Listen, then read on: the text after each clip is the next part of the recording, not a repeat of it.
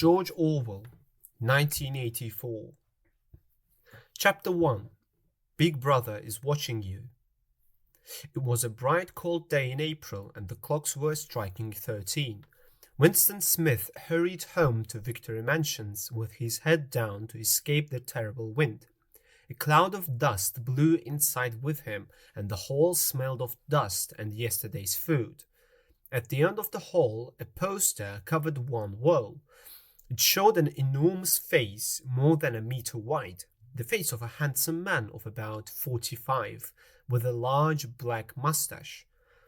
The man's eyes seemed to follow Winston as he moved. Below the poster were the words, "Big Brother is watching you." Winston went up the stairs. He did not even try the lift.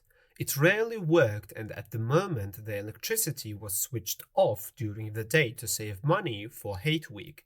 The flat was on the 7th floor, and Winston, who was 39 and had a bad knee, went slowly, resting several times on the way.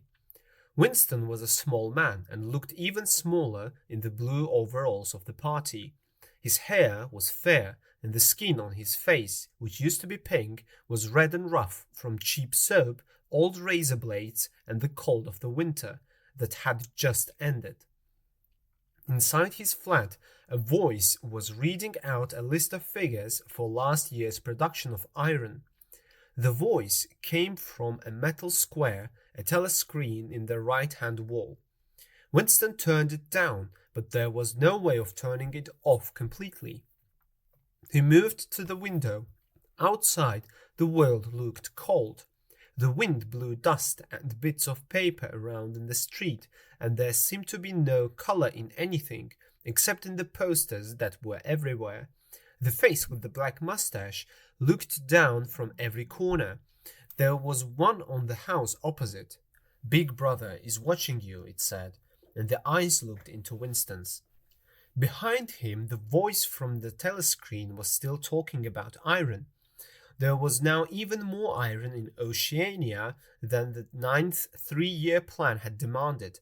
The telescreen had a microphone, so the thought police could listen to Winston at any time of the day or night. They could also watch him through the telescreen. Nobody knew how often they actually did that, but everybody behaved correctly all the time because the thought police might be watching and listening. Winston kept his back to the telescreen. It was safer that way. They couldn't see your face. He looked out over London, the biggest city in this part of Oceania. The 19th century houses were all falling down. There were holes in the streets where the bombs had fallen. Had it always been like this? He tried to think back to the time when he was a boy, but he could remember nothing. He stared at the Ministry of Truth, where he worked. It was an enormous white building, 300 meters high. You could see the white roof, high above the houses, even a kilometer away. From Winston's flat, it was just possible to see the three slogans of the party written in enormous letters on the side of the building. War is peace, freedom is slavery, ignorance is strength.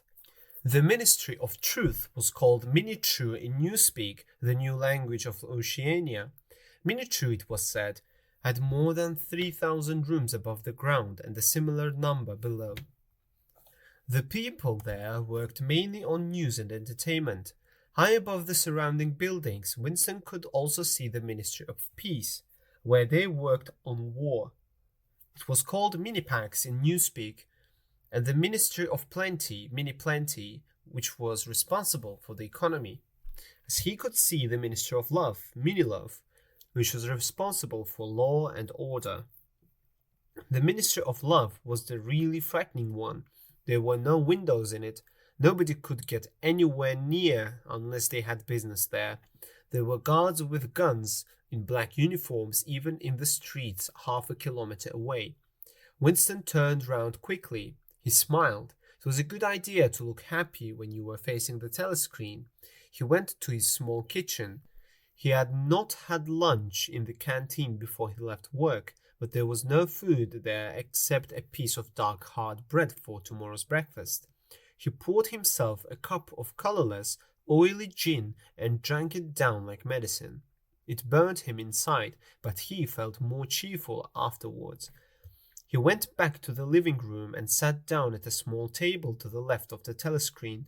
It was the only place in the room where the telescreen could not see him. From a drawer in the table, he took out a pen and a big diary with beautiful cream paper, which he had bought in an old-fashioned shop in a poor part of the town. Party members like Winston were not allowed to go into ordinary shops, but many of them did. It was the only way to get things like razor blades. Winston opened the diary. This was not illegal. Nothing was illegal as there were no laws now. But if the diary was found, they would punish him with death or with 25 years in a prison camp. He took the pen in his hand, then stopped. He felt sick. It was a decisive act to start writing.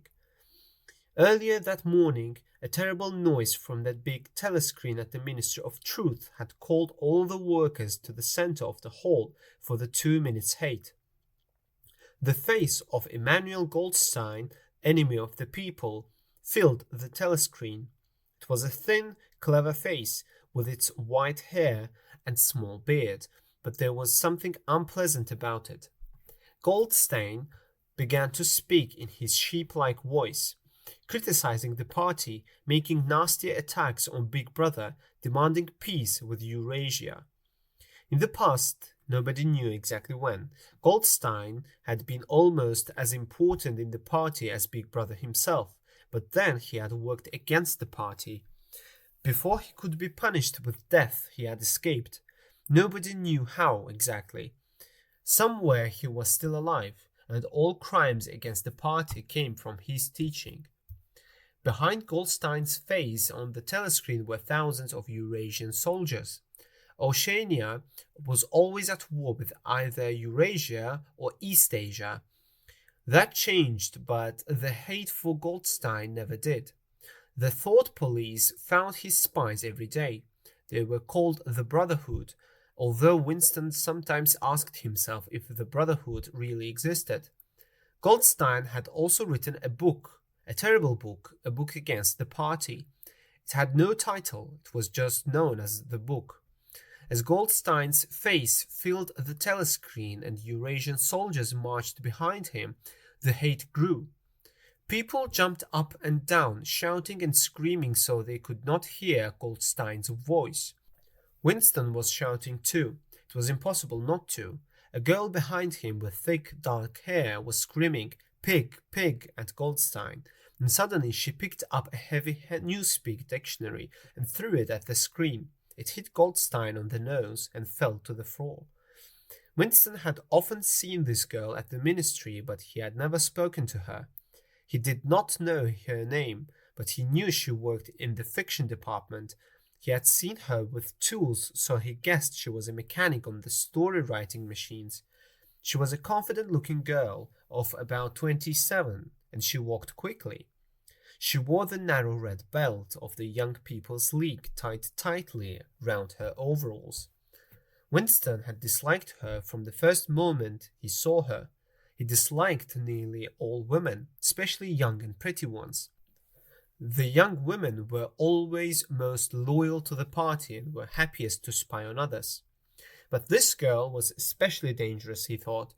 Once, when he had seen her in the canteen, she had looked at him in a way that filled him with black terror. He even thought she might be working for the thought police.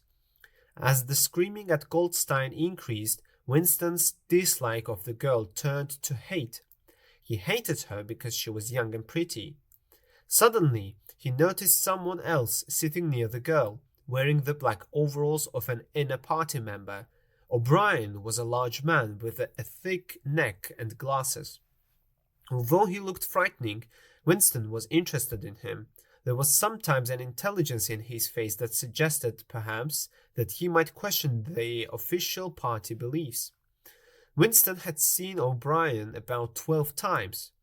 Years ago, he had dreamed about O'Brien. He was in a dark room, and O'Brien had said to him, "We shall meet in the place where there is no dark." Winston did not know what that meant, but he was sure it would happen one day. The hate increased. The screaming increased. The voice and face of Goldstein became the voice and face of a real sheep. Then the sheep face became a Eurasian soldier, walking towards them with his gun, so close that some people shut their eyes for a second and moved back in their seats.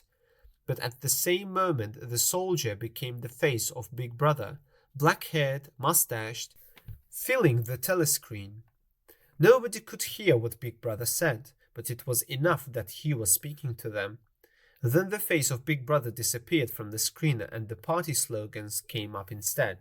War is peace, freedom is slavery, ignorance is strength. Then everybody started shouting, BB, BB, again and again, slowly with a long pause between the first letter and the second. Of course, Winston shouted too, you had to, but there was a second when the look on his face showed what he was thinking. At that moment, his eyes met O'Brien's. O'Brien was pushing his glasses up his nose, but Winston knew, yes, he knew that O'Brien was thinking the same thing as he was. I am with you. O'Brien seemed to say to him, I hate all this too. And then the moment of intelligence was gone and O'Brien's face looked like everybody else's. Winston wrote the date in his diary, April 4th, 1984. Then he stopped. He did not know definitely that this was 1984. He was 39, he believed. He had been born in 1944-45. But nobody could be sure of dates, not really. Who am I writing this diary for? He asked himself suddenly. For the future, for the unborn? But if the future was like the present, it would not listen to him. And if it was different, his situation would be meaningless. The telescreen was playing marching music. What had he intended to say? Winston stared at the page, then began to write. Freedom is the freedom to say that 2 and 2 makes 4. If you have that, everything else follows. He stopped. Should he go on? If he wrote more or did not write more, the result would be the same. The thought police would get him. Even before he wrote anything, his crime was clear. Thought crime, they called it. It was always at night, the rough hand on your shoulder, the lights in your face. People just disappeared, always during the night, and then your name disappeared. Your existence was denied and then forgotten. You were, in newspeak, vaporized. Suddenly he wanted to scream. He started writing fast. Down with Big Brother, down with Big Brother, down with Big Brother. There was a knock on the door already. He sat as quietly as a mouse, hoping that they would go away. But no, there was another knock. He could not delay. That would be the worst thing he could do. His heart was racing, but even now his face, from habit, showed nothing. He got up and walked heavily towards the door.